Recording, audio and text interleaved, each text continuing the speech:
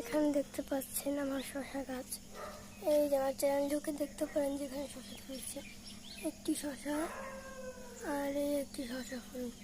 কিন্তু এর থেকে হবে না, কারণ ওই ফুল থেকে হবে না, কারণ ওটার নিচে শশা নেই।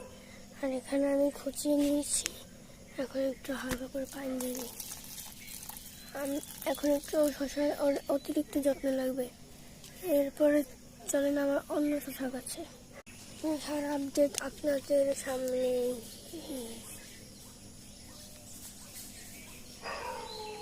ঠিক আছে, এই দেখুন এই শশা ফুলটা দেখতে পাচ্ছি না, এটা থেকে শশা হবে, কারণ পিছনের সাইডে খেয়াল করুন। আর একটা আছে শশা, ওই জন্য দেখলাম কোথায়, এখানে দেখলাম, এই যেখানে, এই যে কলে উঠে নিচে শশা, এটার থেকেও শশা হবে ইনশাল্লাহ। আর এটার থেকেও শশা হবে ইনশাল্লাহ। দেখতে পাচ্ছেন আমার শশা গাছে কতটা আপডেট হয়েছে। এখানে আমার দেখায় মরিচ গাছ। ফজরের নামাজ পড়ে ছাদে চলে এসছে, এরপরে পড়ালেখা করবো, তারপরে মাদ্রাসায় যাবো। আর এছাড়া আমার কিছু মরিচ ছিঁড়তেই হবে, তাই 4টের মতন ছিঁড়ে নেব।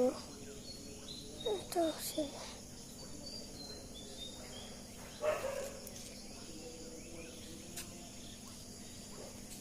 সেটা কমপ্লিট করে এখানে রেখে যাওয়ার আগে নিয়ে যাবো। আর দেখেন আকাশের ভিউটা সূর্য ওঠার আগে কি জোশ লাগছে এখানে।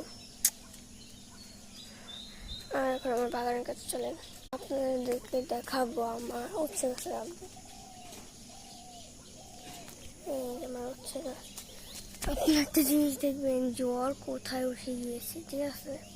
আর এটা এই তো লম্বা হচ্ছে। আমি বর্তমানের জন্য এটাই সাপোর্ট করছি, আবার যখন সাপোর্ট করা হবে তখন নিশ্চয়ই আপনাদেরকে দেখাবো। এই তো তোমার জবা গাছের আপডেট। এছাড়াও এখানে সব গাছ দেখাবো না,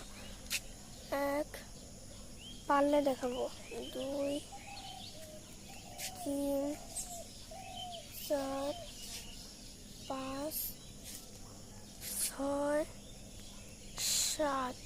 7টা ফুটবে আজকে।